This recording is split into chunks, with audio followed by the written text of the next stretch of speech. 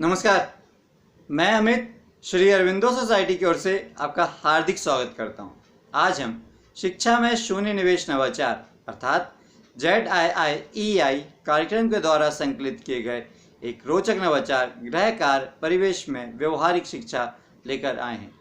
इसके लिए हमने NCERT बोर्ड के कक्षा 3 के गणित विषय के पाठ क्रमांक 8 कौन किससे भारी है लिया है।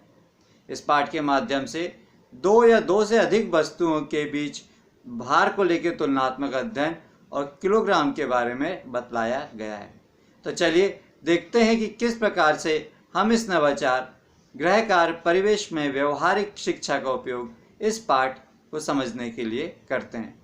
जैसा कि नाम से ही विदित हो रहा है, गृह कार्य परिवेश में व्यवहारिक शिक्षा अर्थात विद्यार्थी घर और घर के आसपास के वातावरण से अनुभव लेकर पाठ की समझ विकसित कर लेते हैं और यही इस नवाचार की मुख्य नवीनता या विशेषता होती है।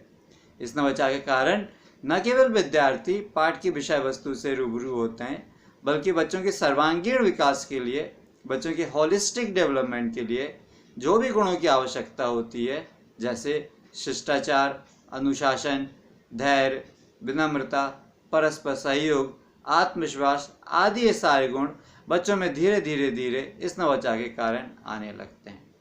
तो चलिए देखते हैं कि किस प्रकार से हम इस नवाचार गृह कार्य परिवेश में व्यवहारिक शिक्षा का क्रियान्वयन अपनी कक्षा में कर सकते हैं। इस नवाचार का उपयोग एज ए रिवीजन या पुनरावृत्ति के रूप में होता है, इसलिए शिक्षक पहले से यह सुनिश्चित कर लेते हैं कि पाठ की निर्माण, व्याख्या और समझाइश कक्षा में हो चुकी होती है नवाचार के क्रियान्वयन के पूर्व।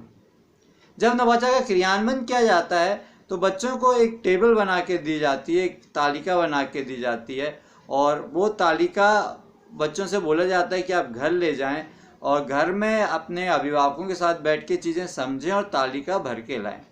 तो तालिका में क्या होता है कि एक तो उनको बोला जाता है कि एक कॉलम में आपके घर में जो जो सामान आप खरीद के लाते हैं, आपके अभिभावक खरीद के लाते हैं, और दूसरी तरह उनके वजन। जैसे मान लीजिए एक बच्चा है, वो घर जाता है वो तालिका लेके और उनके पिताजी की माताजी के साथ बैठ के, परिवार वालों के साथ बैठ के वो तालिका भरता है और फिर दूसरे दिन वो कक्षा में आता है और वो सब बच्चों को पढ़ के सुनाता है। तो उसकी तालिका किस प्रकार से रहती है कि एक चीनी कितने किलोग्राम आई? 2 किलोग्राम।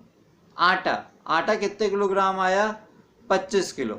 मैदा कितने किलोग्राम आया?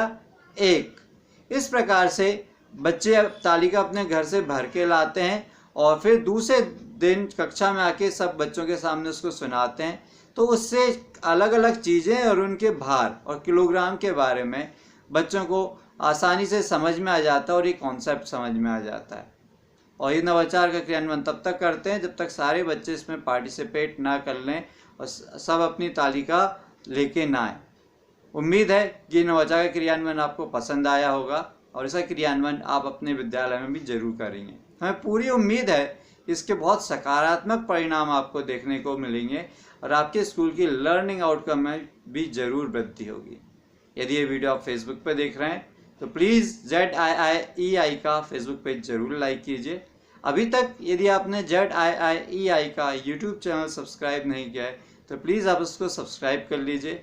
नीचे डिस्क्रिप्शन पे इनोवेटिव पाठशाला मोबाइल ऐप का लिंक मौजूद है, जिसे आप डाउनलोड करके इसी प्रकार के रोचक, मनोरंजक और ज्ञानवर्धक नवाचार प्राप्त कर सकते हैं और अपने स्कूल की लर्निंग आउटकम में बढ़ाने में मदद कर सकते हैं। वीडियो देखने के लिए बहुत बहुत धन्यवाद। नमस्कार।